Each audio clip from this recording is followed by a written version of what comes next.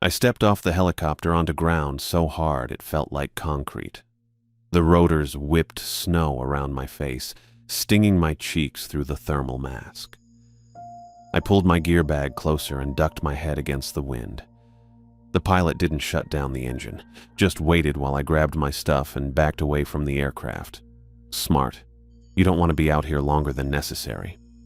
The helicopter lifted off before I'd made it 10 steps toward the station. I watched it disappear into the gray sky, a black dot swallowed by clouds.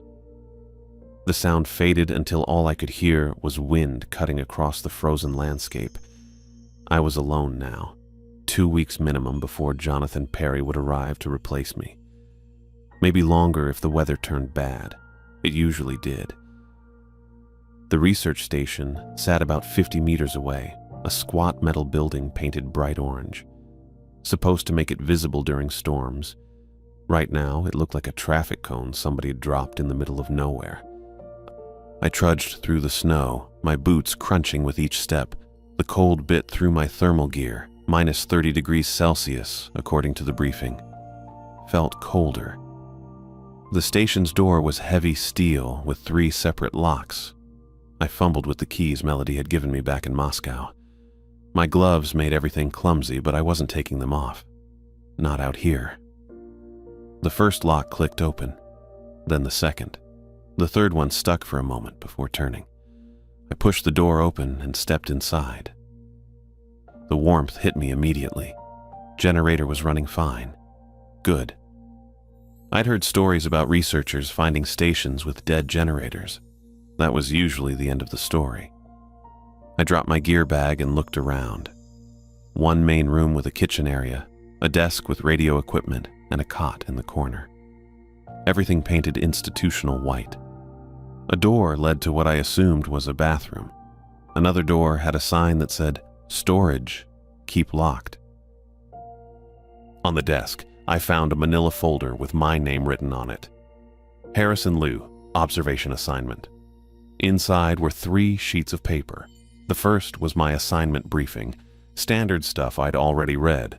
Monitor the object. Record observations. Report daily at 1400 hours. Duration, 2 weeks minimum.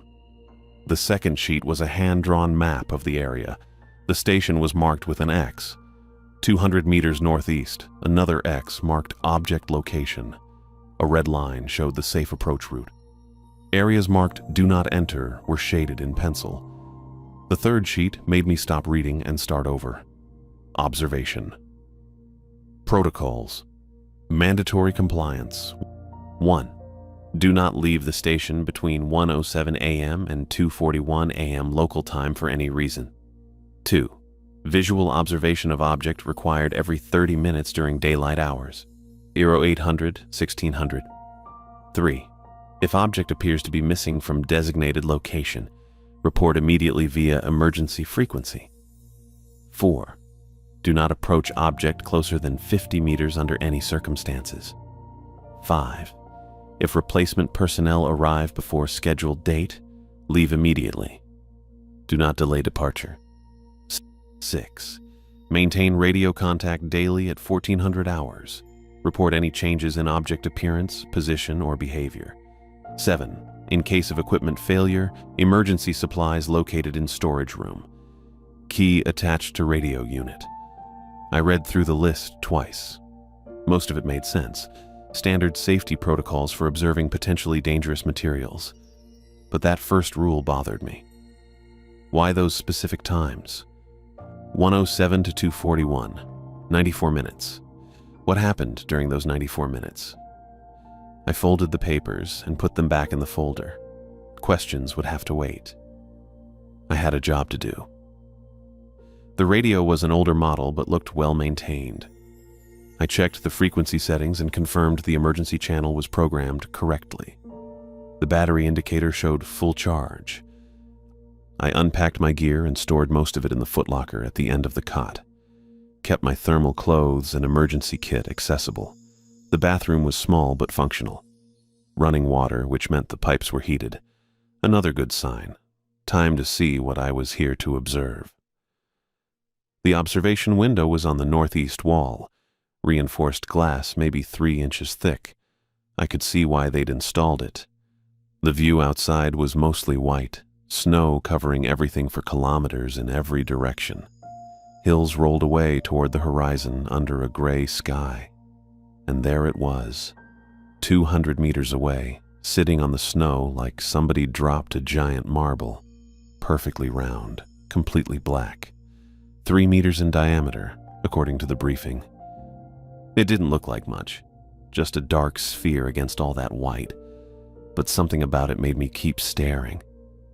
Maybe it was how black it was, not dark gray or deep blue, black, like it absorbed every bit of light that hit it. The snow around it was pristine white, bright even under the cloudy sky, but the object reflected nothing, no shine, no glare, no hint of the landscape around it, just perfect, absolute black. I checked my watch, 11:30 in the morning. Time for my first official observation. I pulled out the logbook and found yesterday's entry, written in different handwriting. Day 89, no change in object appearance or position, weather clear, radio contact maintained. Day 89. This thing had been sitting out there for almost 3 months. The briefing said it had fallen from space sometime in late October.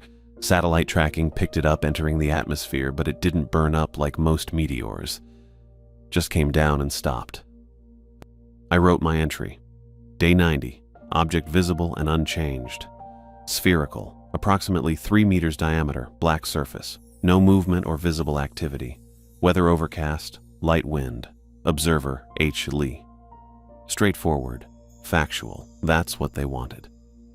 I spent the rest of the day getting familiar with the station. Checked the generator fuel levels, enough for a month. Inventoried the food supplies, basic stuff but adequate. Tested the radio equipment, everything working fine. Every 30 minutes, I went back to the window and looked at the object. Every time, it was exactly the same. Same position, same perfect blackness, same complete stillness. At 1400 hours, I made my first radio contact. Base, this is Station 7. Daily report. Melody's voice came through clearly. Station 7, base receiving. Report status. Object visible and unchanged. No unusual activity. Station systems operational. Acknowledged. Continue observations. Base out. That was it. Professional and brief. Melody didn't waste words. The afternoon passed slowly. I read through the protocol sheet again, trying to understand the reasoning behind each rule. Most made sense from a safety perspective. Don't get too close to an unknown object. Report if it moves. Maintain regular contact. But that first rule kept nagging at me. 1:07 to 2:41 a.m. Why those exact times? And why couldn't I leave the station? What was supposed to happen during those 94 minutes? I made dinner from the rations, some kind of beef stew that wasn't terrible. Watched the object through the window while I ate. Still there, still black, still perfectly motionless. The sun set early, which I'd expected this far north in November. By 1600 hours, it was dark enough that I couldn't see the object anymore. Just blackness outside the window. I spent the evening organizing my notes and checking equipment.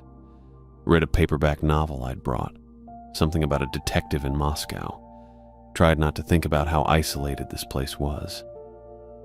At 2300 hours, I checked the locks on the door and made sure the radio was set to the emergency frequency. According to the protocols, I wouldn't be making any more observations until 0800 tomorrow. But I found myself looking out the window anyway. Couldn't see anything in the darkness, but I knew it was out there. I set my alarm for 0800 and tried to sleep. The generator hummed quietly. Wind rattled the walls occasionally. Normal sounds for a place like this. I woke up once during the night and checked my watch. 1:15 a.m., right in the middle of that restricted time period. I lay there listening, but heard nothing unusual, just wind and the generator. Still, I didn't get up to look out the window. The protocols were clear. Stay inside between 1:07 and 2:41. The next morning, I was at the window by 8 sharp. The object was still there, exactly where it had been yesterday. Same size, same color, same position. I wrote it in the logbook and continued my routine. Day 91 passed like day 90. Object unchanged, weather cold and overcast. Radio contact at 1400 hours. Brief acknowledgement from Melody. Day 92 was the same, and day 93. By the fourth day, I'd settled into a rhythm. Check the object every 30 minutes during daylight. Record observations, make radio contact, read, eat, maintain equipment, sleep. But I kept thinking about those nighttime hours. 1:07 to 2:41. Every night, I'd lie in my cot and listen to the wind, wondering what I wasn't supposed to see.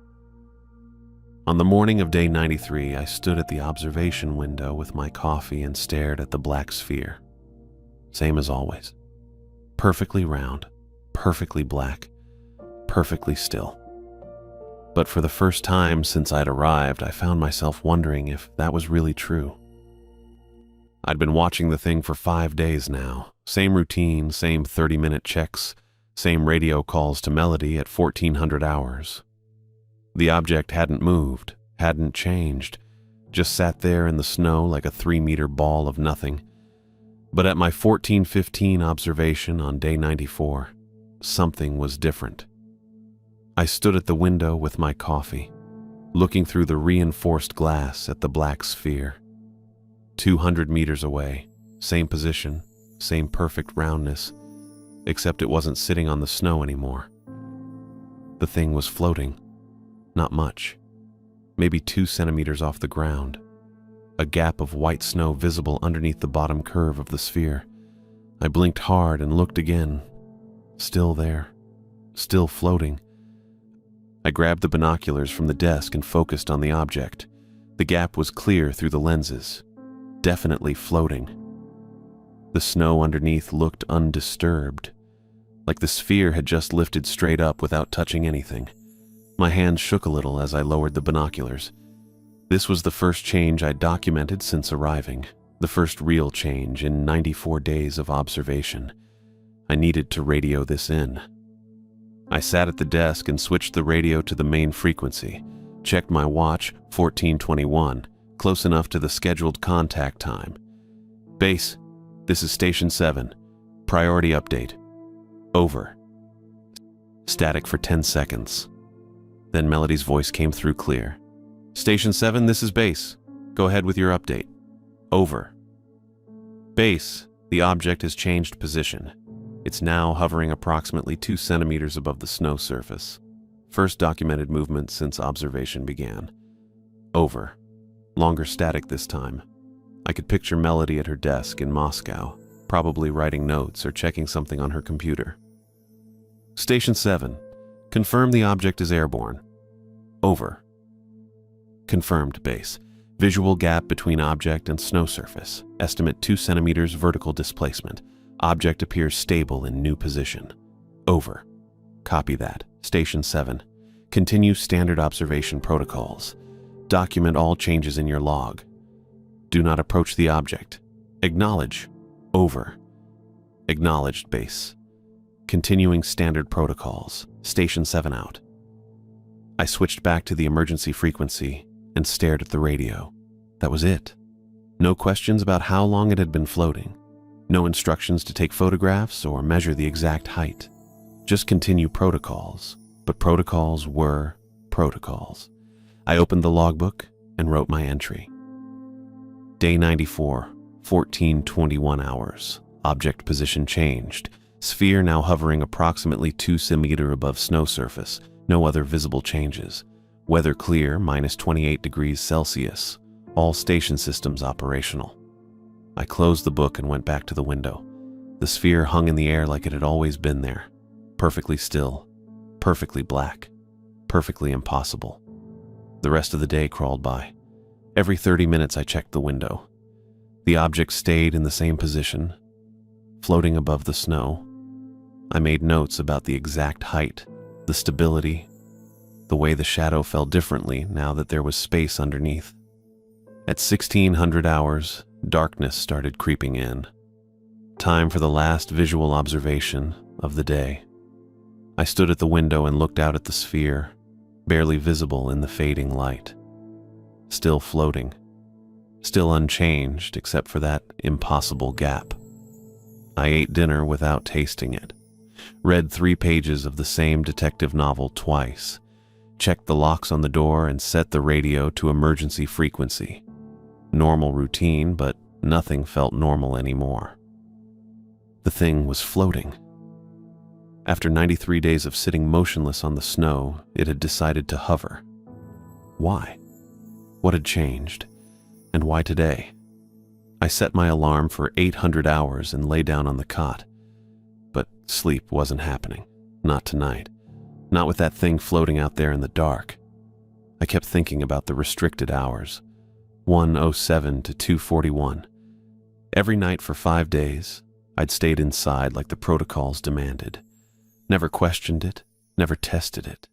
Just followed orders. But now the object had changed. Maybe the rules had changed too. I checked my watch. 23:45. An hour and 22 minutes until the restricted period began. I could try to sleep. Should try to sleep. Follow protocols like always. Instead, I got up and made coffee. At 00 hours, I positioned myself at the observation window with a full mug and my notebook.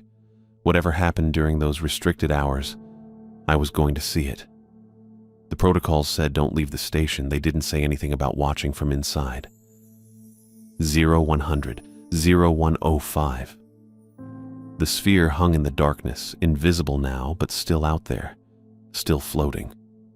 At exactly 0107, I heard the sound.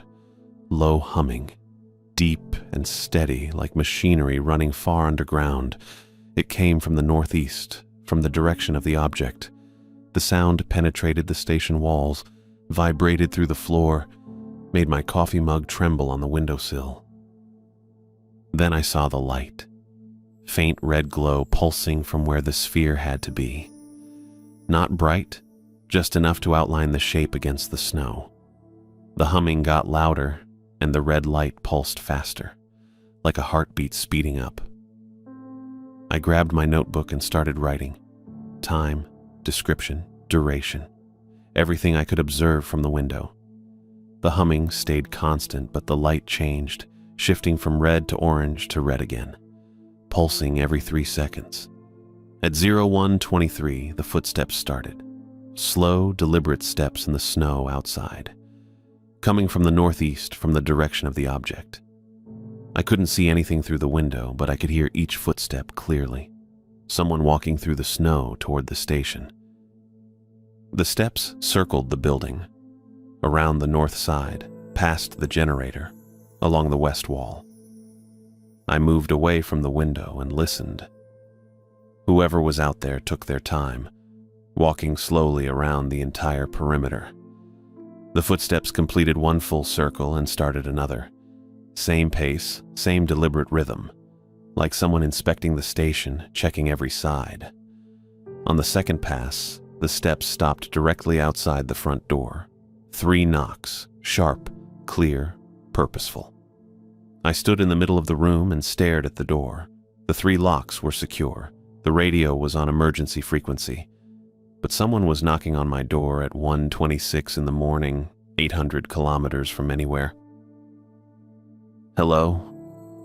A woman's voice muffled by the door in the wind. Please, I need help. I didn't move, didn't answer. The protocols were clear about not leaving during restricted hours. They didn't mention visitors. Please, someone's in there. I can see the light. I'm freezing out here. The voice was speaking Russian, accented English mixed with Russian phrases. I understood most of it. My vehicle broke down. I've been walking for hours. Please, just let me inside until morning. Something about the voice was familiar. The tone, the cadence. I'd heard it before. I know someone's listening. Please, I'm going to freeze to death out here. That's when I recognized it. Melody's voice. Dr. Woods, calling to me from outside the station. But Melody was in Moscow. 800 kilometers south. She'd been on the radio 6 hours ago, talking to me from the main facility. There was no way she could be standing outside my door. I checked the radio. Emergency frequency, full power, no incoming transmissions. If Melody was really outside, why wasn't she using the radio? Harrison? Harrison, it's Melody. Dr. Woods. Let me in, please. It's an emergency. My name. She knew my name, knew my voice. But Melody was supposed to be at the main facility. Had been at the main facility when I radioed the position change. No way to get here in 6 hours. Not in this weather. Harrison, please. I know you're following protocols, but this is different. The object. It's not what we thought. I need to brief you immediately. I stood 3 feet from the door and listened. The voice was perfect. Every inflection, every pronunciation, exactly like Dr. Woods. But the radio stayed silent. There's been a development. Moscow sent me to update your protocols. The floating, that's just the beginning. Please let me in before it's too late. The humming outside got louder. The red glow from the object pulsed faster, and Melody's voice kept pleading from the other side of the door. I have new instructions. The restricted hours, they're not for your safety. They're to keep you from seeing what happens. But now that it's moving, you need to know the truth. I wanted to open the door. Every instinct said, help the person outside, especially if it was really Dr. Woods. But the radio silence bothered me, and the timing, right during the restricted hours, right when the object was active. Harrison, I'm going to freeze out here. Please, just unlock the door, 2 minutes. That's all I need. Just let me inside and I'll explain everything. The voice was getting weaker, more desperate. If someone was really out there in -30 weather, they wouldn't last long. But if it was really Melody, why not use the radio? Why show up during the exact hours I wasn't supposed to be outside? The object, it's not from space. We've been lying to you. Please let me in and I'll tell you what it really is. I checked my watch. 01:57. The voice had been pleading for 34 minutes. In this weather, exposed to the wind, anyone would be hypothermic by now. But the voice stayed strong, stayed clear. Harrison, please, I'm begging you. Just open the door. 02:15, 02:30. The voice kept calling, sometimes in English, sometimes in Russian. Always the same tone, the same strength. Never getting weaker, never showing signs of cold or exhaustion. At exactly 02:41, the voice stopped. The humming cut off like someone had thrown a switch. The red glow faded to nothing. The wind died down to its normal whisper. Silence. I stood at the door for 10 more minutes, listening. No footsteps walking away. No sounds of departure. Just the normal night sounds of the station and the wind. At 0300 hours, I finally went back to the window. The darkness was complete now, no glow from the object's direction. Whatever had happened during the restricted hours was over. I didn't sleep the rest of the night, just sat at the desk writing everything in my notebook. Times, descriptions, exact quotes from the voice. Everything I could remember. At 0800, my alarm went off. Time for morning observations. I made coffee and stood at the window as the sun came up. The black sphere sat exactly where it had been yesterday, floating 2 centimeters above the snow, unchanged from before the restricted hours. But I needed to check something. I put on my thermal gear and unlocked the 3 door locks. The cold hit me like a wall as I stepped outside.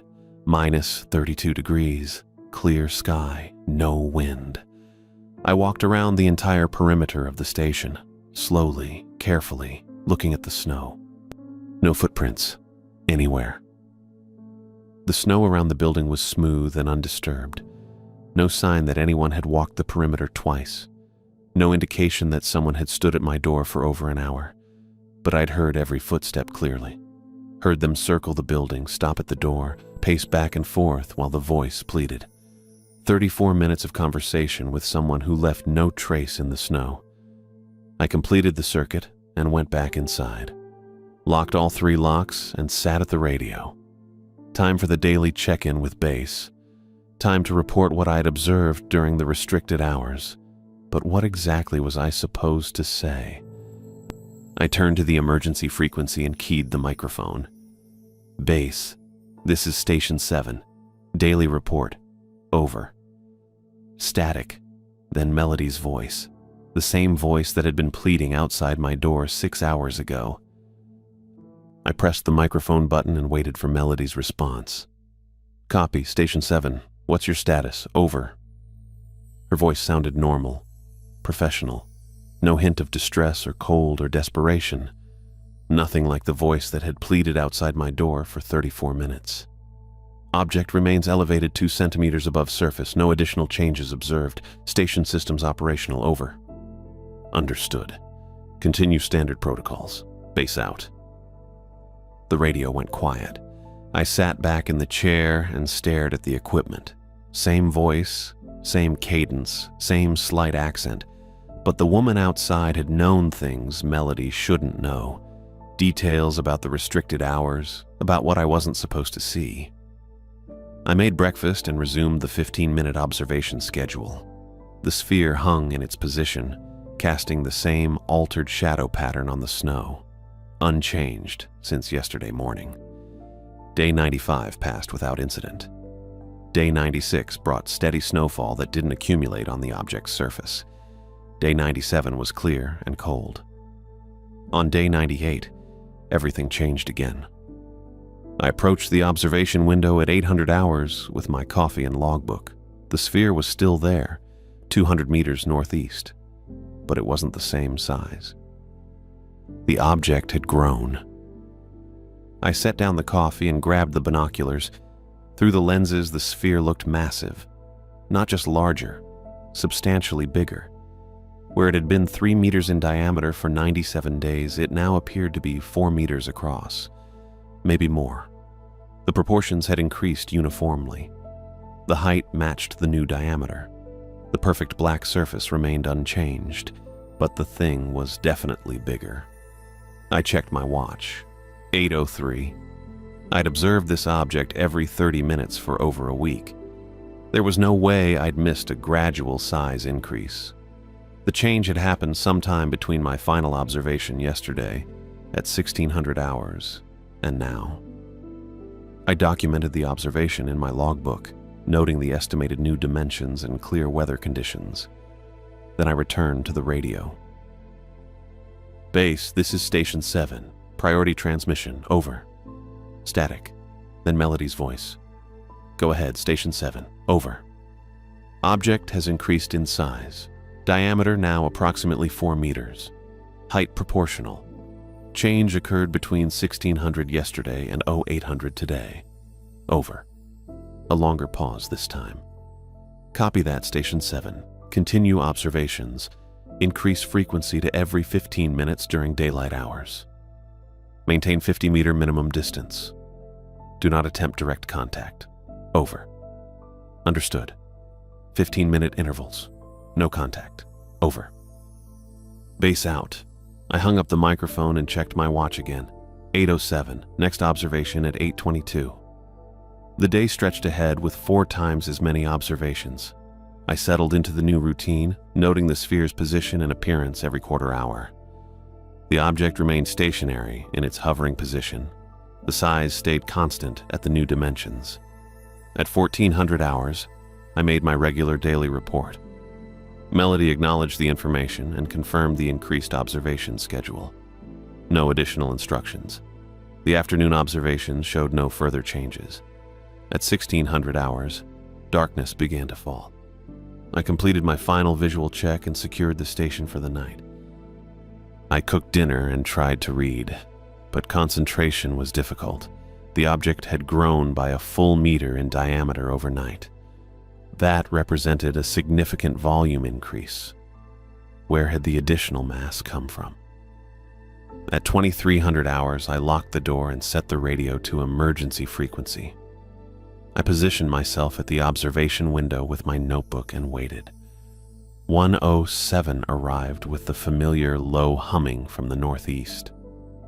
The red glow began pulsing against the darkness, brighter now with the object's increased size. The light shifted between red and orange every few seconds. At 1:15, I heard voices, not one voice this time, multiple people talking outside the station, different languages mixed together. English, Russian, what sounded like German or Dutch. Some voices called for help. Others had casual conversations like they were standing around, waiting for something. "Hello? Is anyone inside? My vehicle broke down about 2 kilometers south. I need assistance." That was English with a British accent. A man's voice I didn't recognize. "Privyet, Harrison. Как dela?" A woman speaking Russian, not Melody's voice. The readings are definitely anomalous. We should have brought additional equipment. That sounded like academic discussion. American accent. "Please, I'm freezing out here. Just let me inside for a few minutes to warm up." Back to the British voice. The conversations continued and overlapped. Sometimes multiple people talked at once.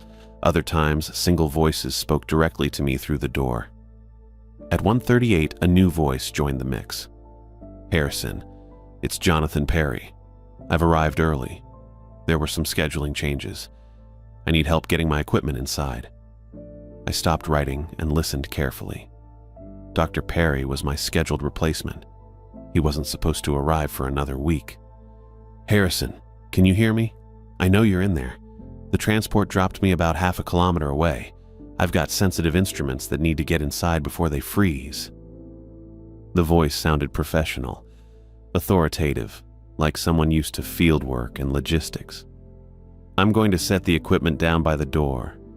Some of it's quite heavy. I could use a hand when you're able to open up." I heard sounds like metal cases being placed in the snow, footsteps moving back and forth. The other voices continued their various conversations in the background. The protocols didn't mention anything about restricted hours. Perry's voice said, "Melody just told me to arrive and take over observations. Is there some kind of security procedure I should know about?" I kept writing everything in my notebook. The voices, the apparent equipment sounds, the questions about protocols. At 2:25, Perry spoke again. "Look, I don't know what's going on here, but I'm getting concerned about the equipment. These temperatures can damage the electronics. I need to get everything inside soon." The other voices had been gradually fading. By 2:35, only Perry's voice remained. "Harrison? Last chance before I have to try something else. This equipment represents a significant investment. I can't let it get destroyed by the cold." At exactly 2:41, all sounds stopped. The humming cut off. The red glow disappeared. Normal wind resumed.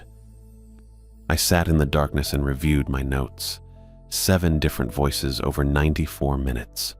Multiple languages, equipment sounds, and Dr. Perry claiming early arrival. At 800 hours, I woke to my alarm and immediately went to the observation window. The sphere maintained its 4-meter diameter, hovering 2 centimeters above the snow, unchanged from yesterday's final observation. I put on my thermal gear and went outside to check the perimeter. The snow around the station was undisturbed. No footprints, no equipment, no sign that anyone had been near the building. I completed the circuit and went back inside. At the radio, I prepared for the daily check-in with base. Day 99 continued with 15-minute observations. The object remained stable at its new size. No further changes occurred. On day 100, I received an unexpected transmission. I was conducting my 10:30 observation when the radio crackled to life on the main frequency. "Station 7, this is Dr. Perry. Do you copy?" Over. I moved to the radio and picked up the microphone. "Dr. Perry, this is Station 7. I copy. Over." "Harrison, good to hear your voice. I'm calling with updated transport information. There have been some scheduling changes on this end. I'll be arriving 2 days early. Over." I checked my logbook. Perry had been scheduled to arrive on day 106. 2 days early would put him here on day 104. Copy that, Dr. Perry. Day 104, arrival. What's your transport situation? Over. Helicopter pickup at 0900 local time on the 4th. Flight time approximately 3 hours depending on weather. Estimated arrival between 1200 and 1300 hours. I'll have additional monitoring equipment with me. Over. Understood. Station will be prepared for your arrival. Over. Excellent. I'm looking forward to taking over observations. Melody's briefed me on the object's recent changes. Quite fascinating. Over. Yes, sir. Object currently stable at 4-meter diameter. Maintaining 15-minute observation schedule as instructed. Over. Perfect. I'll see you day after tomorrow. Perry out. The radio went quiet. I sat back and considered the transmission. Perry sounded professional and well-informed. The scheduling change made sense. These remote assignments often shifted due to weather or transport availability. But I remembered the 4th rule from my original protocols. If replacement personnel arrive early, depart immediately with the transport. Don't wait for scheduled pickup. I'd been here 10 days. Perry would arrive in 2 more days. That would end my assignment ahead of schedule. I continued the 15-minute observations throughout the day. At 1400 hours, I made my regular report to Melody mentioning Perry's transmission about early arrival. Copy that, Station 7. Dr. Perry cleared the schedule change with us yesterday. Prepare for standard handover procedures. Over. Understood. We'll be ready for transfer on day 104. Over. Base out. The rest of day 100 passed normally. Day 101 brought light snow that didn't affect observations. The object maintained its position and size. On the night of day 101, something different happened during the restricted hours.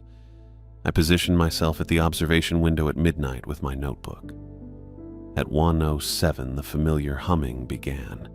The red glow pulsed from the object's location. But this time, the object moved. Through the darkness, I could see the red glow shifting position. The sphere was rolling slowly across the snow, heading directly toward the station. I grabbed the binoculars and focused on the moving light. The object rolled smoothly over the snow surface, maintaining its hover distance of 2 centimeters. It left no tracks or disturbance in the snow behind it. The sphere moved at walking pace, covering the 200-meter distance gradually. As it approached, the red glow grew brighter. The humming increased in volume. At 1:23, the object stopped approximately 10 meters from the station's northeast corner, close enough that I could see its surface clearly through the observation window. The sphere's black surface rippled like liquid while remaining solid. Waves of motion passed across the material without changing its shape or position. The red glow pulsed from within, creating patterns that shifted across the rippling surface. At 1:28, I heard Perry's voice outside. "Harrison, it's Jonathan Perry. I managed to get here early. The transport had an opening in their schedule. I'm outside with my equipment." The voice came from the direction of the front door, not from where the object had stopped. "I can see lights inside the station. I know you're there. Can you help me get this equipment inside? Some of it's quite sensitive to temperature." I kept watching the object through the northeast window. The surface continued its liquid rippling motion. The red glow pulsed steadily. "Harrison, I understand there might be some kind of security protocol, but I'm your authorized replacement. Melody should have told you I was coming early." Footsteps moved around the station's perimeter. The sound came from multiple directions, as if Perry was circling the building while talking. "The object's quite close to the station now, isn't it? I can see the glow from here. Fascinating how it moves during these hours. Melody mentioned you might have observed some interesting behavior." I wrote everything in my notebook: the object's movement, Perry's voice, the contradiction between the authorization and the restricted hours. "Look, I know the protocols say not to go outside during certain hours, but I'm not asking you to come out. Just open the door so I can bring the equipment inside. It'll only take a few minutes." The object's surface rippled faster. The red glow intensified. I went to the observation window at 1400 hours for my afternoon check. The coffee was still warm in my hands when I looked northeast toward where the object should be. Nothing. I blinked hard and looked again. The snow stretched unbroken for 200 meters to the tree line. No black sphere. No 4-meter diameter object that had been sitting in the same spot for over 100 days. I grabbed the binoculars from the desk and focused on the exact location. Just pristine white snow. No depression where the object had hovered. No shadow. No disturbance of any kind. My hand shook as I lowered the binoculars. I'd checked the object at 11:30 this morning. It had been there, maintaining its position 2 centimeters above the snow surface. Same as every observation for the past 4 days since it grew to 4 meters. I checked my notebook. Day 102, 11:30 hours. Object visible. 4-meter diameter. Elevated position maintained. The entry was right there in my handwriting. I pressed the radio transmit button. Base, this is Station 7, priority transmission. Static filled the room for 10 seconds before Melody's voice came through. Station 7, base here. Go ahead with your priority transmission. The object is gone, completely missing from its position. Silence stretched for nearly 30 seconds. I could hear my own breathing. Station 7, confirm your last transmission. The object is not visible. I conducted visual observation at 11:30 hours, and the object was present in normal position. Current observation at 1400 hours shows no object at the location. Stand by, Station 7. More static. I kept the binoculars trained on the empty snow while I waited. The wind had picked up since morning, creating small drifts around the scattered rocks that dotted the landscape. But where the object should be, nothing. Station 7, base here. Remain inside the station. Do not attempt to investigate the object's location. Maintain hourly radio contact until further notice. Acknowledge. Acknowledged. Remain inside. Hourly contact. Base out. I set the radio back to standby and returned to the window. Still nothing. I wrote the observation in my logbook. Day 102, 1400 hours. Object not visible at established location. Weather clear, visibility unlimited. The next hour crawled by. I checked every window in the station, scanning the entire visible area. The bathroom had a small frosted window facing south. The storage room window looked west. Nothing moved except wind-blown snow. At 1500 hours, I radioed base again. Object remains missing. No visual contact from any station window. Acknowledged. Continue hourly reports.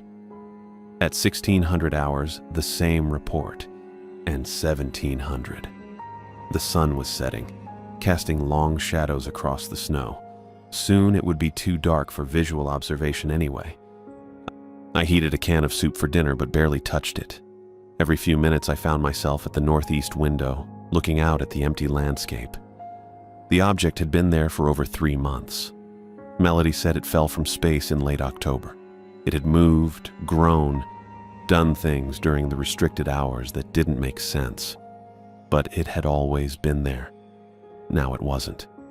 At 1800 hours, darkness made visual observation impossible. I gave my report to base. No object visible, but that could mean anything now. Maintain hourly contact through the night, Melody said.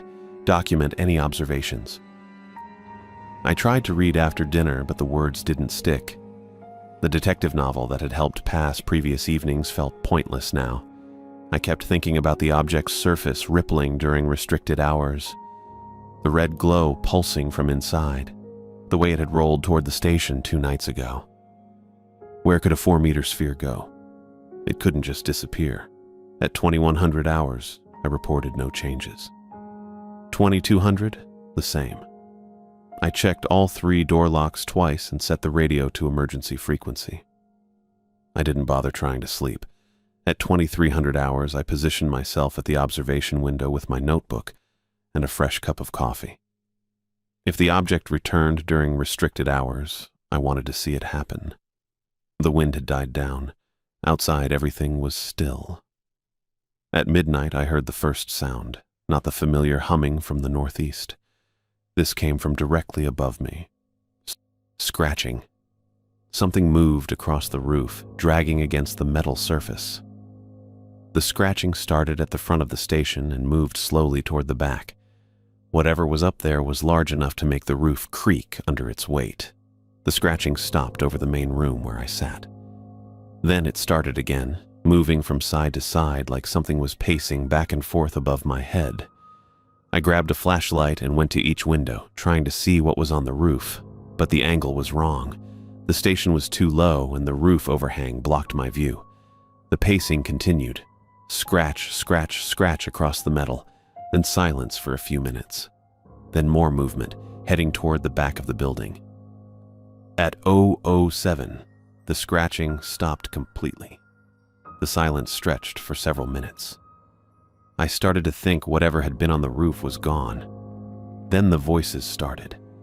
Not one voice like previous nights. Dozens of them.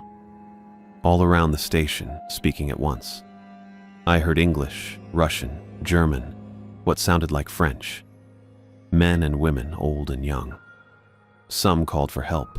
Others had conversations with people I couldn't hear. A few were singing. One woman kept repeating numbers in Russian. The voices overlapped and mixed together until I couldn't focus on individual words. It was like standing in a crowded room where everyone was talking at the same time. But these voices were outside, in the middle of nowhere, in minus 30-degree weather. I pressed my face to the northeast window, trying to see anything in the darkness. The voices seemed to come from all directions. Some sounded close to the building, others farther away. Then I heard Perry's voice, clear and distinct above the others. "Harrison, this is Dr. Perry. My helicopter landed 20 minutes ago. I need you to come outside immediately." His voice came from the front door area, just like 2 nights ago. But this time it cut through all the other voices without being drowned out. The transport schedule moved up again. We have a narrow weather window and need to evacuate the station before conditions deteriorate. I went to the radio and checked the emergency frequency. Nothing. I switched to the main frequency and listened. Static. "Harrison, I know you can hear me. The pilot is keeping the engines running, but we can't wait much longer. Grab your essential gear and come to the front door." I'd heard helicopters before. When I arrived 12 days ago, the sound had been unmistakable even before I could see the aircraft. Now I heard nothing except Perry's voice and the dozens of other voices that continued their overlapping conversations. "I understand the protocols about restricted hours, but this is an emergency evacuation. Dr. Woods authorized the early extraction due to the object's disappearance. We need to get you out of here before it returns." The other voices kept going. Someone was crying. A man argued with someone in German. A woman gave what sounded like scientific readings in accented English. I checked my watch. 1:23. "Harrison, I'm going to count to 10. Then we have to leave without you. The weather front is moving in faster than predicted." Perry started counting. 1, 2, 3. I went to the front window and peered out into the darkness. No lights, no helicopter, no sign of anyone. 4, 5, 6.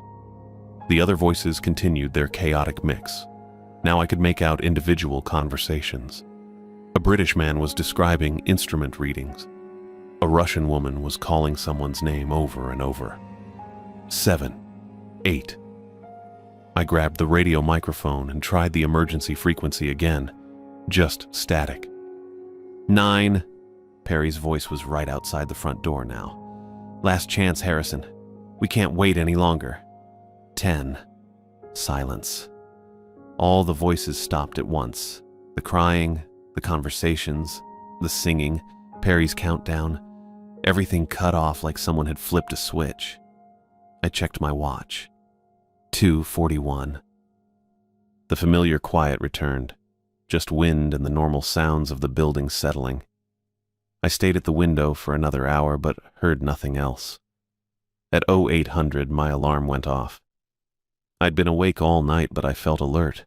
Adrenaline, probably. I went to the observation window and looked northeast. The object was back. But it was wrong. Bigger than before, maybe 6 meters in diameter now. It sat on the snow surface instead of hovering, and its perfect black sphere shape was distorted. I grabbed the binoculars and focused on it. The surface wasn't smooth anymore. It bulged and dented in irregular patterns, like something was pushing outward from inside. As I watched, the bulges shifted and moved. New ones appeared while others flattened. Then I saw what the bulges were. Faces. Human faces pressing against the inner surface of the sphere, stretching the black material outward. I could make out features. Noses, mouths, the curve of cheekbones. Dozens of them, appearing and disappearing as they moved around inside the object. One face pressed close to the surface directly facing the station. Even at 200 meters, I could see the mouth opening and closing like it was trying to speak. I understood then what was happening. The object wasn't just growing, it was collecting something. And all those voices during the restricted hours, they weren't coming from outside the station. They were coming from inside that thing. I sat at the radio at 8:30, still thinking about those faces pressed against the surface. The morning report to base felt different now. Everything felt different. Station 7 to base, morning report. Base here, Harrison. Go ahead. Object has returned to location. Significant changes observed. Diameter now approximately 6 meters. Position changed from elevated to ground contact. Surface irregularities noted. The words sounded clinical, professional. They didn't capture what I'd actually seen. How do you tell someone that a sphere is full of people? Copy that, Harrison. Any other observations? I paused. The faces moving around inside. The mouth trying to speak. The way the bulges shifted like something alive was trapped in there. Surface appears to be active, moving. I'll continue standard observations. Understood. Dr. Perry's arrival is confirmed for today. Expect contact this morning for final coordination. Copy. I set the microphone down and returned to the observation window. The object sat there in the morning light, 6 meters of black material with those irregular bulges. Even from 200 meters, I could make out the movement underneath the surface. At 9:15, the radio crackled. Station 7, this is Dr. Perry. I picked up the microphone. Dr. Perry, this is Harrison. Good morning, Harrison. I wanted to confirm arrival details with you. Weather's looking good for the flight. Should be touching down around 15:30. His voice sounded exactly like the one I'd heard during restricted hours. Same tone, same inflection, but this was daytime. This was real radio contact. Copy that. Landing zone is clear. Excellent. I've got the additional monitoring equipment Melody mentioned. Some sensitive gear that'll need careful handling. You remember our conversation about the temperature protocols? I stopped. We'd never had a conversation about temperature protocols. The voice during restricted hours had mentioned temperature-sensitive equipment, but Dr. Perry and I had only spoken twice on the radio. Brief transmissions about scheduling. I'm not sure what you mean. The equipment cases I mentioned, the ones that can't be exposed to extreme cold for extended periods. We discussed the transfer procedure. My hands went cold. The voice outside my door had talked about equipment cases, metal cases in the snow. Significant investment that needed protection. Dr. Perry, can you confirm your departure location? Of course. Flew out of Arkhangelsk this morning. Same as we discussed yesterday during our 1400 transmission. But yesterday's transmission had been with Melody. Dr. Perry hadn't been on the radio yesterday at all. Copy that, I said. See you this afternoon. Looking forward to it, Harrison. Should be quite interesting to see what that object's been up to. The transmission ended. I sat there holding the microphone, trying to make sense of what I'd just heard. Either Dr. Perry was confused about our previous conversations, or something else was happening here. I checked my logbook. Every radio contact was documented. Dr. Perry's first transmission on day 100. His second transmission on day 101 about the schedule change. Yesterday, I'd only spoken with Melody, but the voice knew details, equipment cases, temperature protocols, the exact phrases I'd heard during restricted hours. I made coffee and returned to the observation window. The object looked the same. 6 meters across, sitting on the snow, those bulges moving underneath the surface. I raised the binoculars and focused on the area facing the station. A face pressed against the inner surface, different from yesterday. This one looked younger, with short hair and a beard. The mouth opened and closed like it was trying to shout something. Then it disappeared back into the massive movement inside. Another face appeared, then another.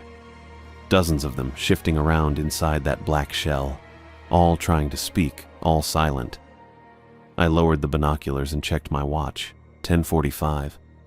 Less than 5 hours until Dr. Perry's arrival. The fourth rule came back to me. If replacement personnel arrive early, depart immediately with transport. The wording had always seemed urgent, not coordinate departure or prepare for handover. Depart immediately. Like something bad would happen if I stayed. At 11:30, I tried calling base. Station 7 to base. Static. Station 7 to base, priority transmission. More static. I adjusted the frequency and tried again. Nothing but white noise across all channels. I checked the radio equipment, power levels normal, antenna connections secure. The radio was working fine, but base wasn't responding.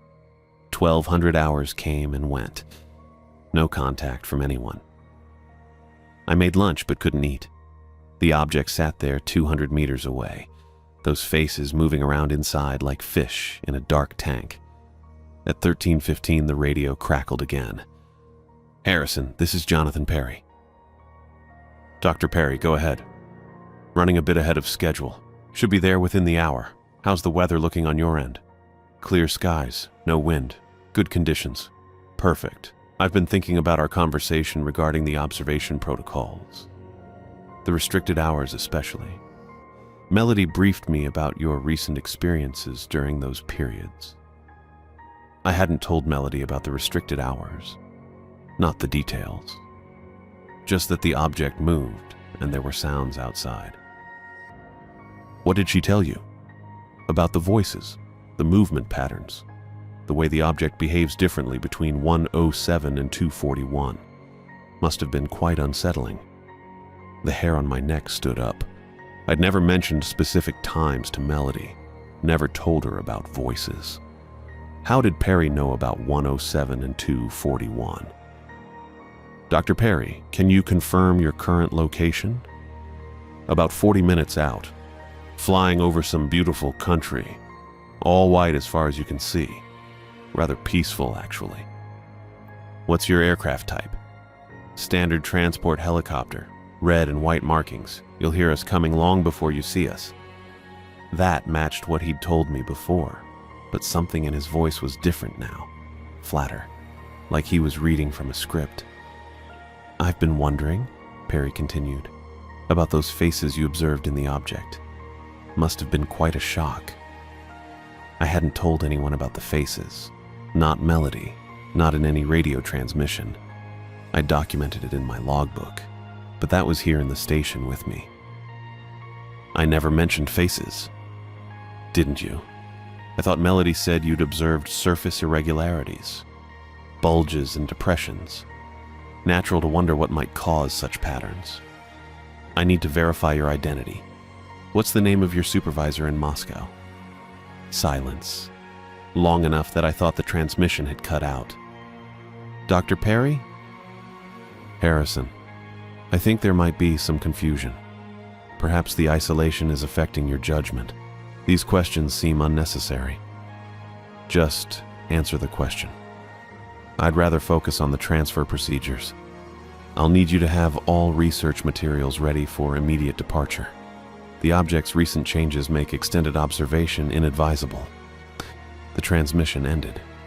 I tried calling back but got no response. I sat there looking at the radio, then at the object outside. The faces inside were moving faster now, more of them pressing against the surface, like they were agitated about something. At 14:30 I heard it, the distant thrum of rotor blades. I went to the observation window and looked south. A helicopter was approaching, red and white markings visible against the gray sky. It looked exactly like Perry had described. The aircraft circled once, then descended toward the designated landing zone 50 meters south of the station. The same area where my transport had landed over 2 weeks ago. I gathered my research materials, logbook, observation notes, radio frequency cards. Everything went into my gear bag along with personal items. According to the 4th rule, I was supposed to leave immediately. No extended handover, no detailed briefing, just go. But something made me hesitate. The helicopter had landed, rotors winding down. Through the observation window, I could see a figure in winter gear climbing out of the aircraft. Dark parka, insulated pants, heavy boots, standard cold weather gear. The figure waved toward the station, raised one arm and waved back and forth, normal greeting behavior. But the movement looked wrong, too mechanical, like someone following instructions rather than a natural gesture. "Harrison!" the voice carried across the distance. "Ready for pickup?" I opened the front door and called back, "Coming out!" But I didn't move. Something about the voice bothered me. It sounded like Perry, but the words seemed to come from the wrong direction, like they originated somewhere else and were being projected toward me. The figure started walking toward the station. I watched through the door gap, and that's when I noticed the gait, jerky, unnatural, like someone learning to walk. "Harrison, let's get your gear loaded." The voice was closer now, but the figure was still 30 meters away. The sound and the source didn't match. I looked toward the object. Red light pulsed from inside it, the same red glow I'd seen during restricted hours. Faint in the daylight, but definitely there. The surface rippled faster, those faces moving around inside with more urgency. Understanding hit me like cold water. This wasn't Dr. Perry. The voices during restricted hours, the equipment cases, the detailed knowledge of my observations. It was all connected to that thing sitting 200 meters away. And now it had sent something that looked like my replacement. "Harrison, everything all right in there?" The figure was closer now, 20 meters from the front door. In the daylight, I could see the face under the parka hood. It looked like Perry. Same features from the personnel photo Melody had shown me, but the expression was blank, empty. I grabbed my emergency pack from the storage room. Radio equipment, emergency rations, thermal blanket. Everything I'd need if I had to survive outside the station. "Harrison, I'm going to need you to come out and help with the equipment transfer." 15 meters away, I could hear footsteps in the snow, but they sounded too heavy, like something much larger than a person was walking. I slipped out the back exit. The rear of the station faced west, away from the object and the landing zone. I kept the building between me and whatever was walking around front, moving as quietly as possible through the snow. "Harrison? Where are you?" The voice was right at the front door now. I heard knocking, 3 sharp raps, just like during restricted hours. I needed to get to that helicopter. The figure by the station kept calling my name, but I couldn't focus on that now. I had to reach the aircraft before whoever was pretending to be Perry figured out I'd left through the back exit. I moved as fast as I could through the snow, keeping the station between me and the object.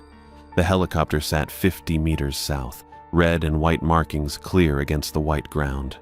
My boots crunched through the snow with each step, but the wind covered most of the sound. "Harrison, I need help with these cases."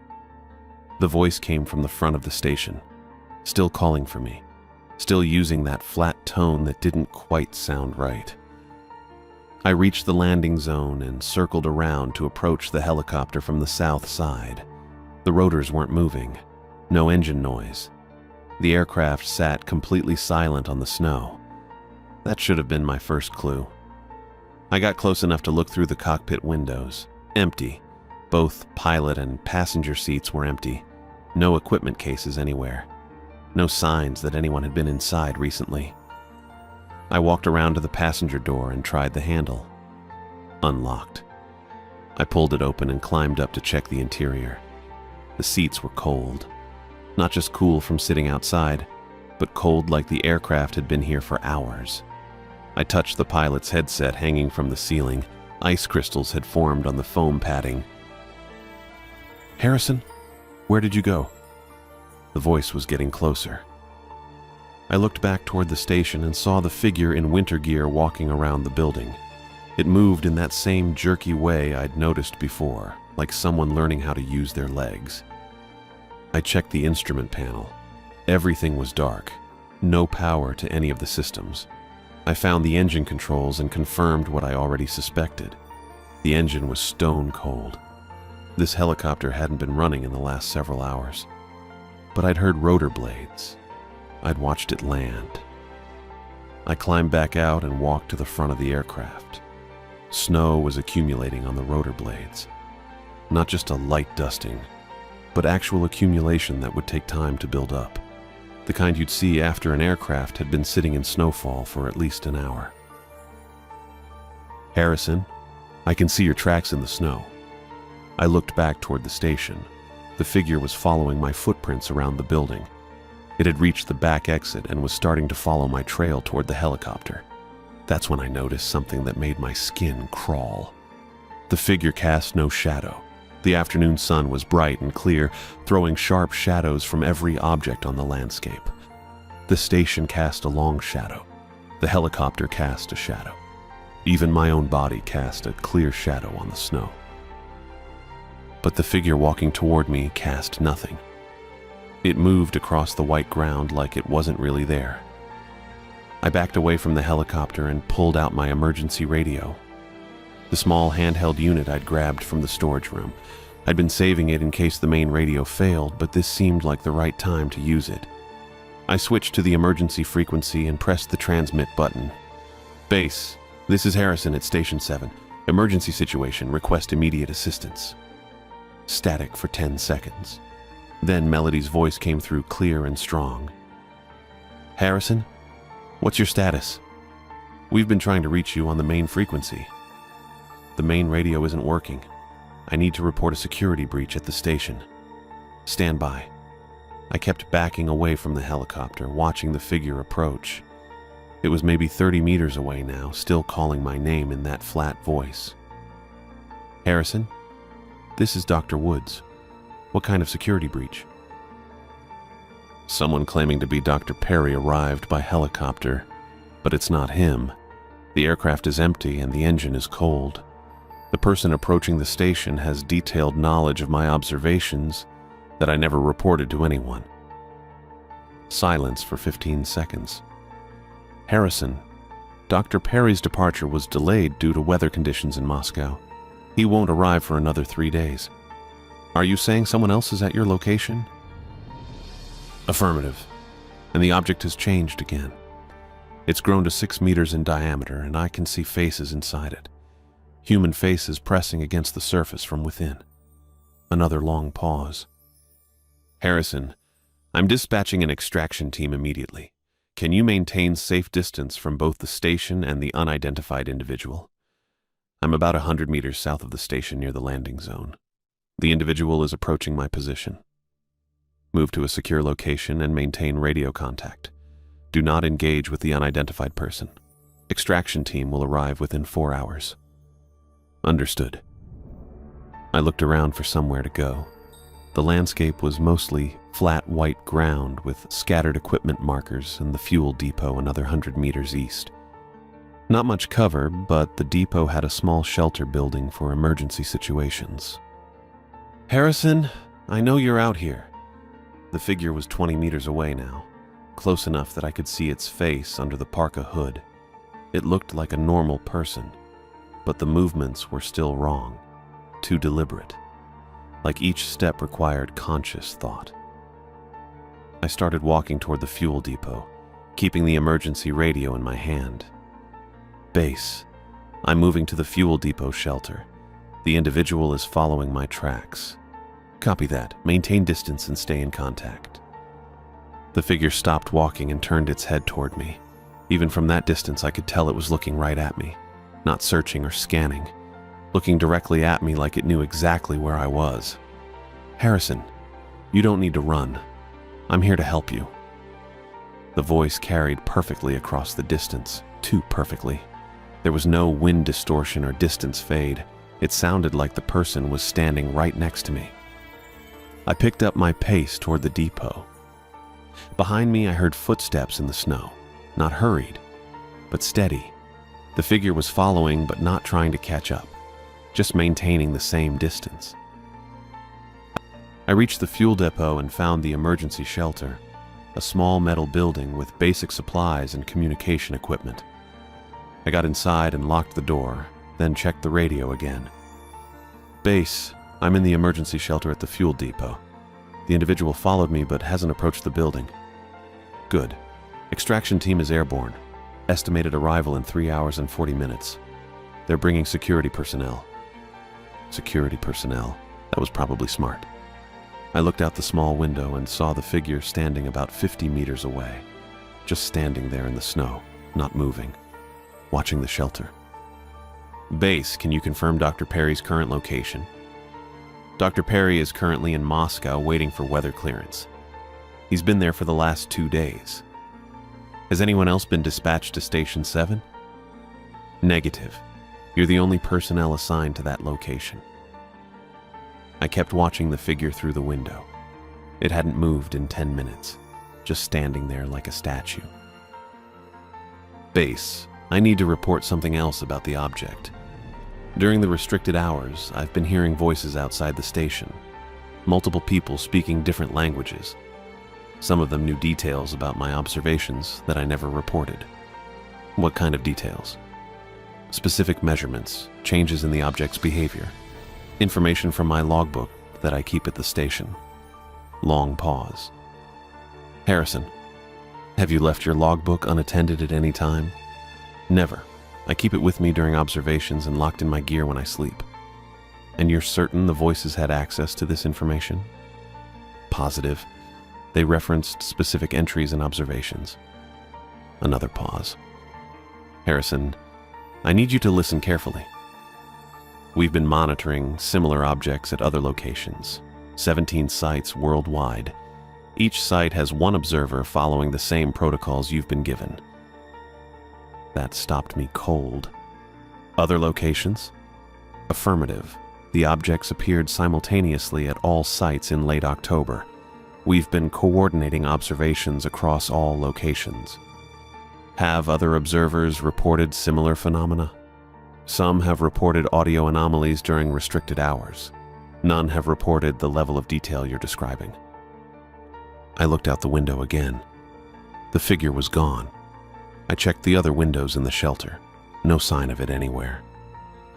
Base, the individual has disappeared from my visual range. Maintain your position. Do not leave the shelter until extraction arrives. Copy. I settled in to wait, but kept the radio close and checked the windows every few minutes. The landscape stayed empty except for wind-blown snow. 3 hours later, I heard rotor blades. This time, the sound was different. Deeper. Multiple aircraft. I looked out the window and saw 2 helicopters approaching from the south, larger than the red and white aircraft that had brought the fake Perry. These were military-style transports with full crews. The lead helicopter landed in the designated zone while the second circled overhead. Armed personnel in winter gear deployed from the first aircraft and established a perimeter around the landing zone. Harrison, this is extraction team leader. Are you secure in the shelter? The voice came through my emergency radio with a different call sign than I'd been using with base. Affirmative, I'm in the fuel depot emergency shelter. We're going to approach your location. Stay inside until we give the all clear. I watched 4 people in military gear walk toward the shelter. They moved in formation, checking corners and potential cover spots. professional movements, not jerky or unnatural like the figure that had claimed to be Perry. One of them reached the shelter and knocked on the door. 3 sharp raps. My blood went cold, the same pattern I'd heard during restricted hours. "Harrison, this is Lieutenant Morrison. We're here to extract you." I looked out the window. The person at the door was wearing standard military winter gear, full face protection against the cold. I couldn't see any features, but something felt wrong. "Base, can you confirm the extraction team's identity?" Static. "Base, please respond." More static. I tried different frequencies. Nothing but static across all channels. The knocking came again. 3 sharp raps. "Harrison, we need you to open the door so we can get you to safety." I looked out the window toward the station. The object was visible in the distance, and it was glowing. Red light pulsed from its surface, the same glow I'd seen during restricted hours. The object had grown again. It was huge now, maybe 8 meters across, and the surface was moving more actively than before, with shapes pressing out from inside. "Harrison, time is critical. We need to move now." I made a decision. I grabbed my gear bag and emergency supplies, then moved to the back window of the shelter. It was small, but I could fit through it. I opened the window as quietly as possible and climbed out into the snow. The shelter was between me and the extraction team, so they couldn't see me from their position. I started moving east, away from both the shelter and the station. There was nothing in that direction except empty landscape, but at least I'd be away from whatever was pretending to be a rescue team. Behind me, I heard voices calling my name. Multiple people now, all using different accents and languages. Just like during restricted hours. I kept walking east through the snow, carrying my emergency radio and hoping the real extraction team would show up soon. 20 minutes later, I heard different rotor blades. Another helicopter approaching from the northwest. This one was smaller, with civilian markings. It landed about 200 meters ahead of me, and a single person got out. No weapons, no military gear, just standard winter clothing and a radio. "Harrison Lee?" A woman's voice, clear and natural with no strange undertones. "I'm Dr. Sarah Chen from the Oversight Committee. Dr. Woods sent me to extract you personally." She held up her radio and spoke into it. "Base, this is Dr. Chen. I have visual contact with Harrison." Melody's voice came through clearly, not just from Chen's radio, but from my emergency radio as well. "Harrison, can you confirm Dr. Chen's identity?" I looked at the woman standing by the helicopter. She wasn't moving in any unnatural way. She cast a clear shadow on the snow. And most importantly, she wasn't trying to rush me or pressure me to approach. "What's Dr. Woods' first name?" I called out. "Melody. She briefed you in Moscow before your assignment. She also told me you've been very thorough with your observations and that you've followed protocols exactly." That sounded right. I started walking toward the helicopter, but kept my distance until I was sure. What's the 4th rule in my observation protocols? If replacement personnel arrive early, depart immediately with the transport. I got close enough to see her face clearly. She looked tired but alert. Human expressions, natural movements. The people at the shelter claimed to be an extraction team. "We didn't send an extraction team to the shelter. We sent me alone to this location." She gestured toward her helicopter. "The people you saw were not from our organization." I reached the aircraft and climbed in. Dr. Chen got into the pilot's seat and started the engine. Real engine noise. Warm air from the heaters, normal helicopter sounds. As we lifted off, I looked down at the station through the aircraft window. The object had grown even larger, nearly 8 meters in diameter now, sitting on the snow like a black hill. Red light pulsed from its surface in regular intervals. Near the fuel depot, I could see figures in military gear walking around the shelter. 4 of them, moving in search patterns. But what caught my attention was the figure in civilian winter gear walking slowly from the shelter toward the object. The same jerky, unnatural movement I'd seen before. As I watched, the figure's movements became smoother, more fluid, like it was learning. By the time it reached the object, it was walking normally. Dr. Chen, how many other locations have objects like this one? 17 sites total, all following the same pattern. And they all have single observers? Had. You're the last one we've extracted. I looked at her. What happened to the others? We lost contact with most of them during the restricted hours. The few we managed to extract reported similar experiences to yours. Voices, impersonation attempts, and objects that change behavior over time. The station grew smaller below us as we flew south. What are they? We don't know yet, but we're going to find out. 3 weeks had passed since the helicopter lifted me away from Station 7. I sat in a conference room at the main research facility outside Moscow, watching Dr. Woods review my final report. The pages were thick with details. Every observation, every restricted hour incident, every voice I'd heard calling from outside the station. "You're the first," she said, looking up from the documents. "The first observer to complete an assignment and provide a full account." I'd suspected as much.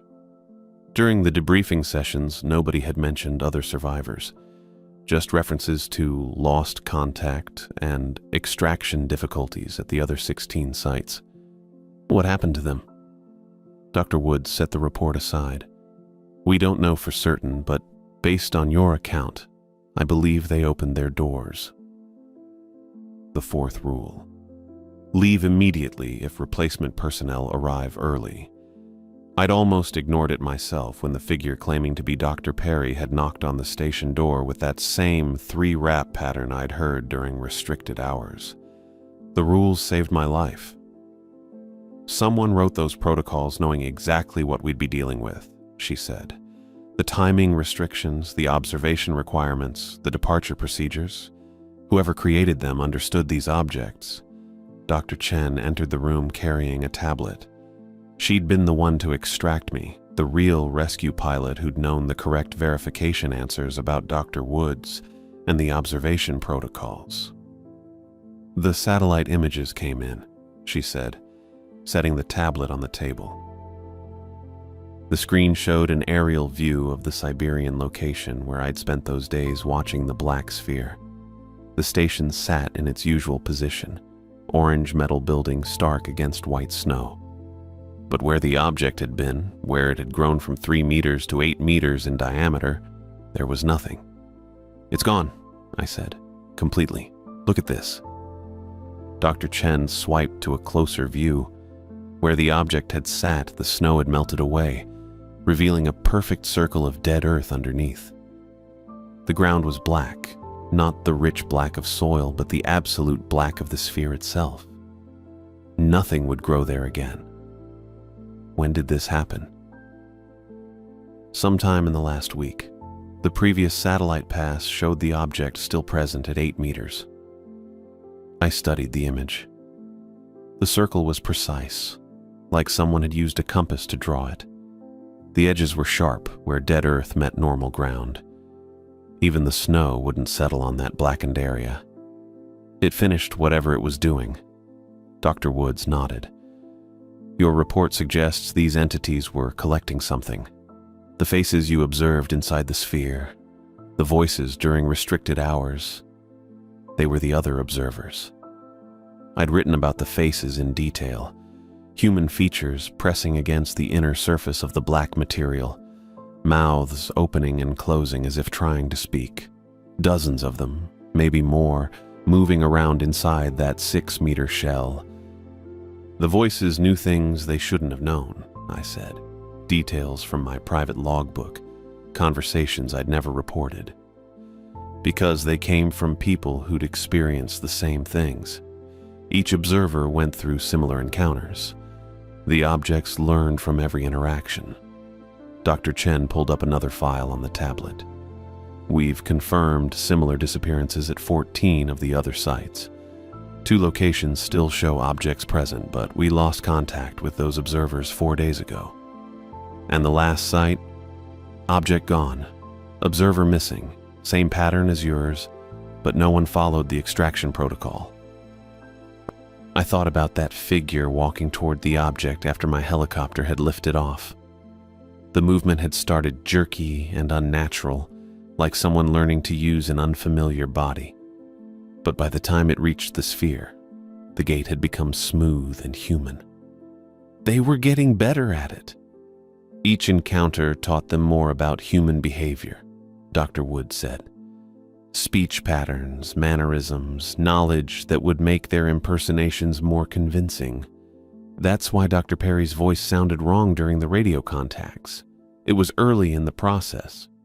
But by the time the entity appeared at your door claiming to be Perry, it had learned enough to almost fool you. Almost. The lack of shadow had given it away, along with the unnatural voice projection and movement patterns. But if I'd encountered it later in the cycle, after it had observed more human behavior, I want to help with the protocols. Dr. Woods looked up from the tablet. Help how? You said someone wrote those rules knowing what we'd face, but they were basic guidelines. We can do better. I'd spent the last 3 weeks thinking about this. The observation schedules, the restricted hours, the communication procedures. They'd worked, but barely. The next time something like this happened, we needed more detailed protocols. What do you have in mind? Verification procedures. The real Dr. Perry never contacted me directly until after the object started changing, but the entity claiming to be Perry knew details it shouldn't have known. Dr. Chen leaned forward. Authentication codes? More than that. Behavioral baselines. The entity's voice sounded flat, scripted. It deflected when I asked for verification. Real human communication has inconsistencies, interruptions, personal details. Dr. Woods made notes on a pad. What else? Physical observation training. The lack of shadow was obvious once I noticed it, but I almost missed it because I wasn't looking for the right things. Shadow patterns, movement analysis, voice direction too. The entity's voice came from the wrong position relative to where I saw the figure walking. Real humans can't throw their voices like that. I pulled out my own notebook, the one I'd kept during the assignment. The pages were filled with observations I'd made during those restricted hours, details that hadn't made it into the official reports. The timing was always exact. Every restricted hour period started at 1:07 and ended at 2:41, no variation. 94 minutes, Dr. Chen said. Specific duration. The entities need that time to study and prepare, but they can't extend it. Whatever controls them operates on a fixed schedule. Dr. Woods looked at the satellite image again. You think there'll be more of these objects? I think what we dealt with was a test. 17 locations, 17 observers, different approaches to see what worked best. And now they know. Some of it, but not everything. I tapped my notebook. They never figured out the 4th rule, the immediate departure protocol. Every entity tried to prevent extraction, but none of them understood why that rule existed. Because they don't think like humans, Dr. Chen said. They can mimic behavior, but they don't understand motivation. Exactly. They knew I was supposed to leave with replacement personnel, but they didn't know why the timing mattered, so they tried to delay, to keep me there longer. Dr. Woods stood and walked to the window. Outside, snow was falling on the research facility grounds. Normal snow that accumulated naturally and melted when temperatures rose. We're setting up a rapid response team, she said. If more objects appear, we'll need people who understand what we're dealing with. I'll do it. Harrison, you've been through enough. I know what to look for now. The voice patterns, the movement irregularities, the timing restrictions. I know how they operate. Dr. Chen closed the tablet. It's dangerous work. More dangerous than sending people in blind. The next observers need training. detailed protocols, backup communication systems. I thought about those other 16 people stationed at remote locations around the world. They'd followed the basic rules, conducted their observations, made their reports. But when the entities started impersonating their replacements, they hadn't known what signs to watch for. The objects were learning, but so was I. Every restricted hour, every voice, every impersonation attempt taught me something new about how they operated. And you think that knowledge can be systematized? I think it has to be, because this isn't over. Dr. Woods returned to the table and picked up my report. The precision of the timing, the coordination across 17 sites, the systematic approach to studying human behavior, this was organized. A reconnaissance mission, testing our responses, our capabilities, our weaknesses. I looked at the satellite image one more time. That perfect circle of dead Earth where nothing would grow again. 17 locations around the world, each one probably marked by the same blackened ground. They got what they came for from most of the sites, but not from all of them. 2 objects remain active, Dr. Chen said. We haven't heard from those observers in 4 days. Then we extract them. How? We don't know their current status. The same way Dr. Chen extracted me. Verification protocols, backup communication, armed support teams that understand what they're dealing with. Dr. Woods set down the report. You're talking about a complete operational overhaul. I'm talking about survival. The next time these things appear, and there will be a next time, we need to be ready. The room fell quiet except for the sound of snow against the windows. Normal weather patterns, natural precipitation, the kind of environment where human beings could live and work safely. All right, Dr. Woods said finally. Let's build better protocols. I opened my notebook to the first page of observations. Day 90, when I'd arrived at Station 7 and seen that 3-meter black sphere sitting motionless on pristine snow. I'd thought it was just an object to be monitored and reported on. Now I understood it had been monitoring me too.